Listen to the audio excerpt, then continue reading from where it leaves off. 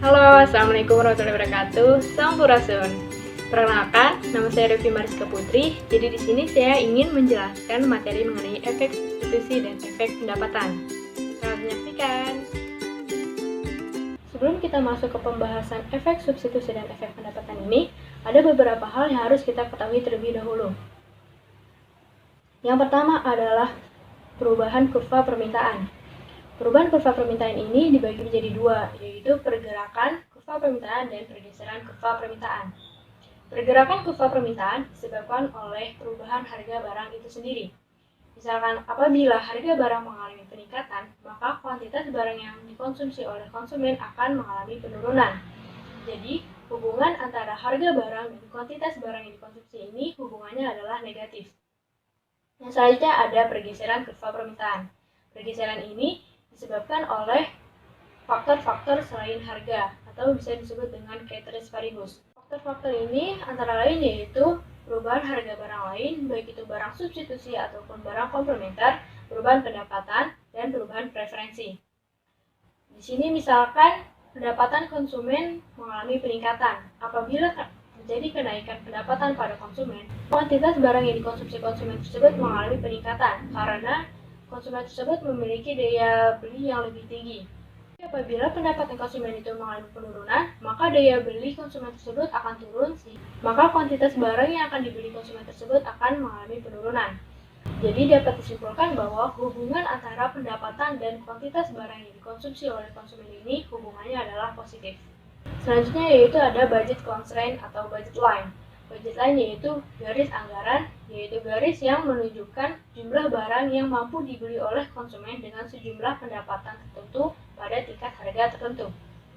Selanjutnya ada indifferent curve atau kurva indifferent. Kurva ini menggambarkan berbagai kombinasi dari barang yang dikonsumsi oleh konsumen dengan tingkat kepuasan yang sama. Jadi di sepanjang kurva indifference ini, tingkat kepuasan konsumen itu pasti selalu sama.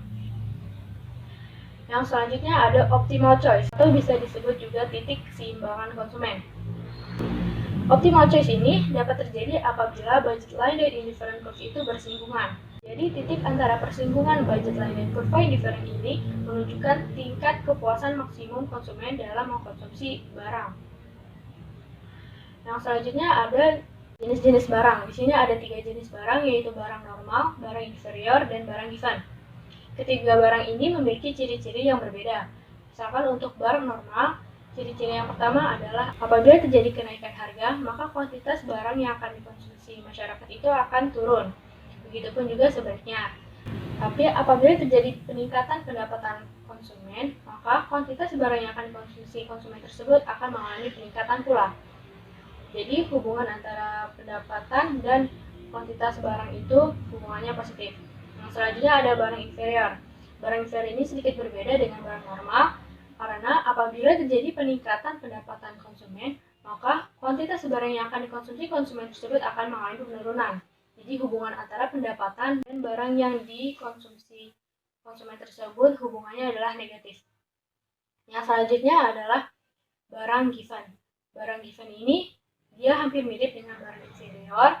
Apabila terjadi penurunan harga pada barang given, maka kuantitas barang yang akan dikonsumsi konsumen akan menurun pula. Jadi hubungan antara harga barang dan kuantitas barang itu adalah positif. Selanjutnya di sini saya akan membahas mengenai perubahan pendapatan pada barang normal dan barang inferior. Perubahan harga barang pada barang normal, barang inferior, dan barang given. Yang pertama ada perubahan pendapatan untuk barang normal dan barang inferior. Apa sih pengaruh perubahan pendapatan pada kurva permintaan pada barang normal dan apa perbedaannya untuk barang inferior? Dan di sini terlihat bahwa ada kurva permintaan untuk barang normal, di mana garis biru tersebut menunjukkan budget line atau garis anggaran, dan garis merah di sini adalah kurva indifference. Nah, titik persinggungan antara budget line dan indifferent curve ini adalah optimal choice atau pilihan optimal konsumen, di mana dapat terlihat bahwa pilihan optimal konsumen itu berada pada titik X1 dan Y1. Nah, selanjutnya apa sih yang akan terjadi apabila pendapatan konsumen itu berubah? Nah, di sini misalkan pendapat konsumen itu meningkat. Nah, peningkatan pendapatan konsumen ini akan menyebabkan budget line dan indifferent curve ini bergeser ke kanan atas sejajar. Mana dapat terlihat yang garis hijau tersebut adalah budget line yang baru, dan yang U2 itu adalah indifferent curve yang baru. Dan optimal choice-nya itu ada di titik B, yaitu antara X2 dan Y2. Dan apabila pendapatan konsumen mengalami peningkatan kembali, maka budget line dan indifferent curve itu akan bergeser sejajar ke kanan atas kembali, di mana optimal choice-nya itu ada di titik C. Jadi dapat disimpulkan, untuk barang normal, apabila pendapatan konsumen itu mengalami peningkatan, maka kuantitas barang yang dikonsumsi konsumen tersebut akan mengalami peningkatan pula. Nah, apa sih bedanya dengan barang inferior? Dapat dilihat pada kurva di sini bahwa pendapatan awal konsumen itu ada di I1, yaitu pada budget line yang berwarna biru dan indifferent curve yang ditunjukkan oleh U1. Di mana di sini terlihat bahwa optimal choice itu ada di titik A, di titik X1 dan Y1. Nah, X di sini yaitu barang inferior dan Y adalah barang normal. Apabila terjadi peningkatan pendapatan pada konsumen, maka untuk barang X, kenaikan pendapatan itu akan mengurangi kuantitas barang yang dikonsumsi. Sehingga kuantitas X itu dia akan bergeser ke kiri dari X1 ke X2. Sedangkan untuk kuantitas barang Y, dia akan mengalami peningkatan, yaitu dari Y1 ke Y2. Dan kepuasan maksimum konsumen tersebut bergerak dari A ke B dan ke C. Jadi dapat disimpulkan bahwa pendapatan memiliki hubungan yang negatif dengan kuantitas barang. Apabila pendapatan konsumen mengalami peningkatan, maka kuantitas barang yang dikonsumsi konsumen tersebut untuk barang inferior akan mengalami penurunan. Yang selanjutnya ada perubahan harga. Di sini adalah perubahan harga untuk barang normal. Dapat terlihat di sini bahwa yang bergaris biru adalah budget line dan garis merah adalah kurva indifference. Persinggungan antara budget line dan indifferent curve ini adalah titik keseimbangan konsumen atau optimal choice konsumen, yaitu ada di titik A. Nah, selanjutnya di sini kita asumsikan bahwa kedua barang, yaitu barang X dan barang Y ini mengalami penurunan. Seperti yang sudah saya jelaskan sebelumnya, bahwa pada barang normal, hubungan antara harga barang dan kuantitas barang itu adalah negatif. Jadi apabila harga barang mengalami penurunan, maka kuantitas barang yang dikonsumsi itu akan meningkat. Karena kedua barang itu turun, maka daya beli konsumen ini akan meningkat, sehingga konsumen akan membeli lebih banyak produk tersebut. Jadi budget line dan indifferent curve ini dia bergeser sejajar. Dan kepuasan optimum konsumen tersebut bergeser ke titik B. Dan begitupun selanjutnya, karena kedua barang tersebut mengalami penurunan kembali, jadi kuantitas barang yang dikonsumsi untuk barang X dan barang Y ini mengalami peningkatan. Nah, selanjutnya gimana sih kalau misalnya yang berubah itu hanya salah satu barang saja? Kita asumsikan di sini yang berubah hanyalah barang X saja. Dapat terlihat pada gambar di sini bahwa garis yang berwarna biru adalah budget line yang awal, dan garis yang berwarna merah adalah kurva indifference yang awal, dengan titik optimum berada di titik A. Kita asumsikan bahwa barang X ini mengalami penurunan. Apabila terjadi penurunan pada barang X, maka budget line ini akan berotasi keluar, dimana ditunjukkan dengan garis yang berwarna emas ini. Karena harga barang X ini turun, maka harga relatif ini akan berubah atau slope-nya itu berubah. Jadi, dengan penurunan harga barang X ini, kuantitas barang X yang dikonsumsi oleh konsumen itu akan mengalami peningkatan. Tapi, dengan perubahan harga barang X ini akan menimbulkan efek substitusi, yaitu dengan kenaikannya kuantitas barang X akan menurunkan kuantitas barang yang dikonsumsi untuk barangnya, sehingga titik optimumnya akan bergerak ke titik B. Nah, dari pengaruh perubahan harga ini menimbulkan juga efek pendapatan.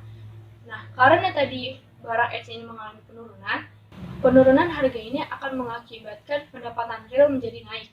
Pendapatan real itu adalah pendapatan nominal dibagi harga. Karena tadi harga X turun, maka pendapatan realnya akan naik. Sini terjadi efek pendapatan. Karena pendapatan real konsumen ini naik, maka daya beli konsumen tersebut akan meningkat pula, sehingga konsumen tersebut akan meningkatkan kuantitas mengkonsumsi barang X dan barang Y, sehingga titik optimumnya dia bergerak ke titik C. Nah, efek dari substitusi ini dapat ditunjukkan pada perubahan dari titik optimum pada titik A menuju ke titik B. Dan untuk efek pendapatan yaitu perubahan dari titik B ke titik C. Dan untuk total perubahannya itu dari titik A ke titik C. Di mana untuk efek substitusi disimbolkan dengan delta X1 pangkat S, dan untuk efek pendapatan itu disimbolkan dengan delta X1N, dan efek total itu delta X1. Nah, dapat disimpulkan di sini, apabila terjadi perubahan harga untuk salah satu barang, apabila barang tersebut turun, maka akan mengakibatkan kuantitas barang dikonsumsi meningkat, dan ini akan mengakibatkan efek substitusi, yaitu pergerakan dari A ke B. Karena penurunan harga tersebut akan meningkatkan pendapatan real, sehingga apabila pendapatan naik, kuantitas barang dikonsumsi untuk kedua barang juga akan meningkat. Jadi total efeknya itu yaitu pergerakan dari A ke C.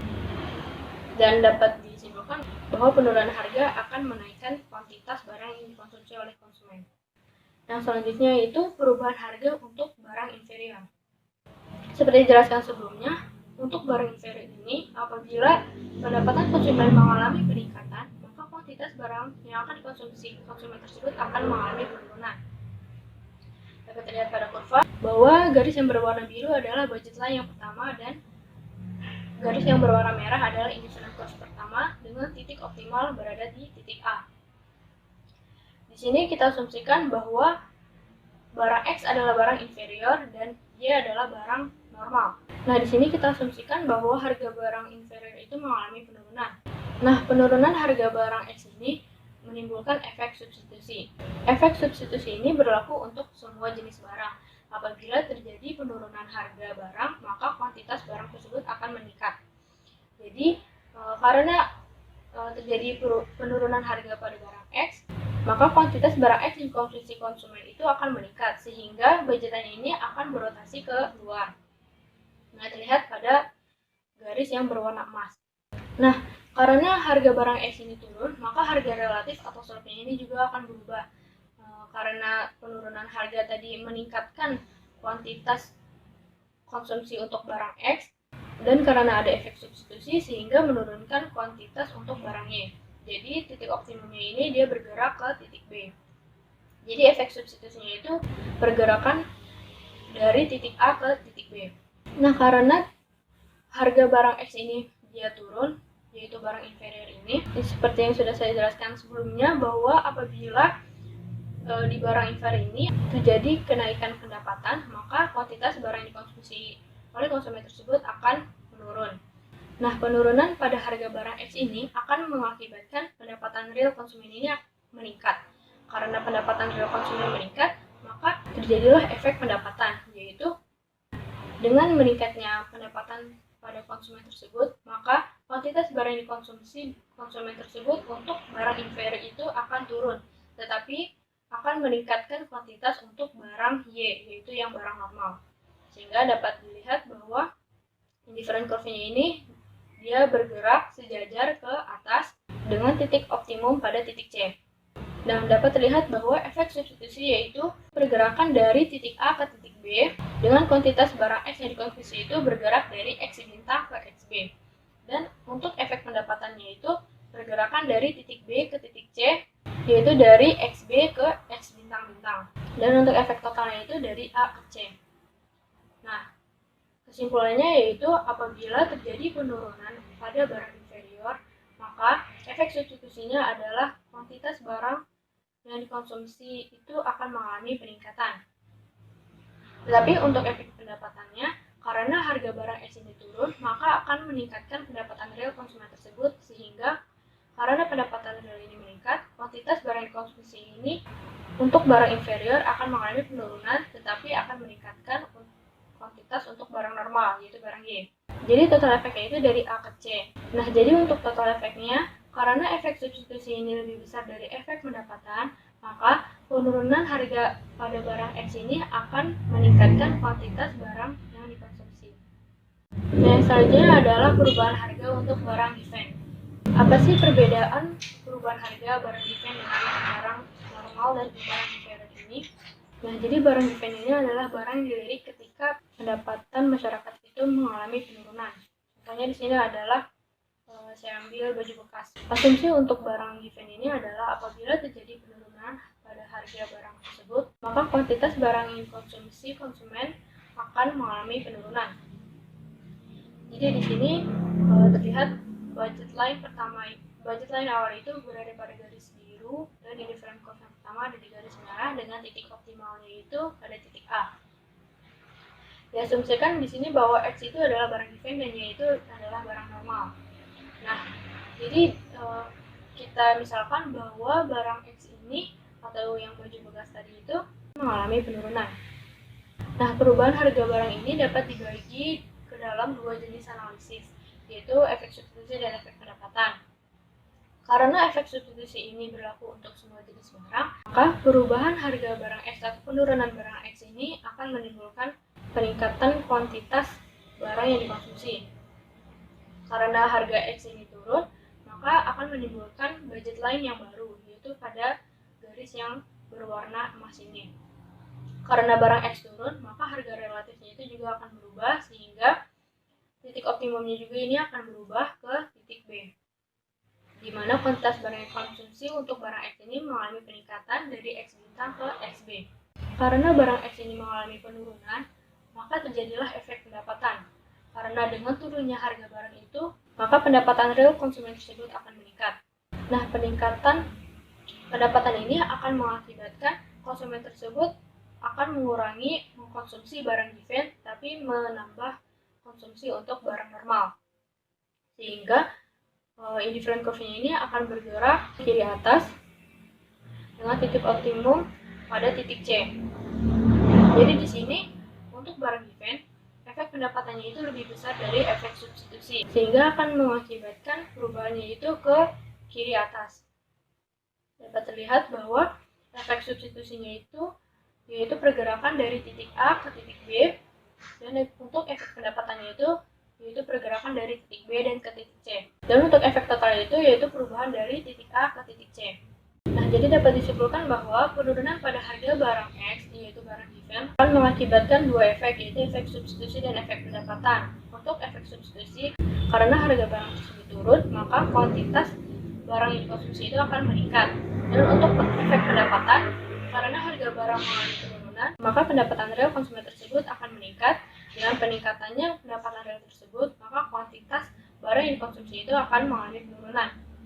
Sehingga karena efek pendapatan ini tadi itu lebih besar daripada efek substitusi, maka penurunan harga akan mengakibatkan kuantitas barang yang dikonsumsi ini akan mengalami penurunan.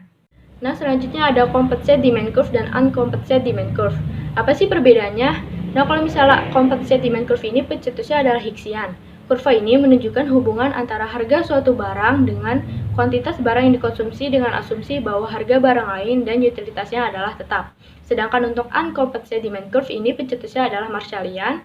Kurva ini menunjukkan hubungan antara harga suatu barang dan kuantitas barang yang dikonsumsi dengan asumsi bahwa harga barang lain dan pendapatannya adalah tetap. Nah, perbedaan yang signifikannya lagi adalah composite demand curve ini hanya menggunakan efek substitusi saja, sedangkan uncomposite demand curve menggunakan gabungan antara efek substitusi dan efek pendapatan. Dapat terlihat pada kurva bahwa garis yang berwarna biru adalah kurva composite demand curve, di mana harga barang X itu berubah, sedangkan untuk harga barang lain dan utilitasnya adalah tetap. Dan untuk garis yang berwarna emas adalah kurva uncomposite demand curve, di mana harga barang X itu berubah, sedangkan untuk harga barang lain dan pendapatannya adalah tetap. Ya, sekian dari pembahasan materi mengenai efek substitusi dan efek pendapatan ini. Terima kasih telah menyaksikan, dan jangan lupa untuk like,